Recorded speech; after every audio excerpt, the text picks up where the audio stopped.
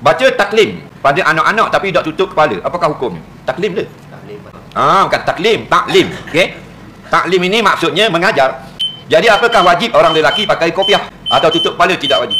Ulama-ulama terbagi dua. Pendapat yang pertama mengatakan sunat tutup kepala bagi laki-laki. Ketika keluar daripada rumah, sunat tutup kepala. Okey. Pendapat yang kedua ialah harus membuka kepala. Okey, ulama berkisah. Tak ada yang mengatakan haram buka kepala. Harus itu pun atas yang kata sunat tadi, maka kita keluar berjalan-jalan tak tutup kepala makruh. Jadi kalau ada sebahagian asatizah ustaz bagi mengajar, makruh orang lelaki keluar rumah tak tutup kepala, betul. Itu satu pendapat ulama. Pendapat yang kedua, harus tidak tutup kepala. Sabarlah. Maka kalau kita mengajar, adakah harus kita tak pakai tutup kepala? Harus.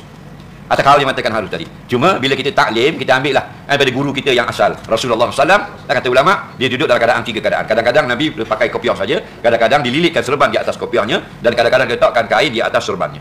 Okey?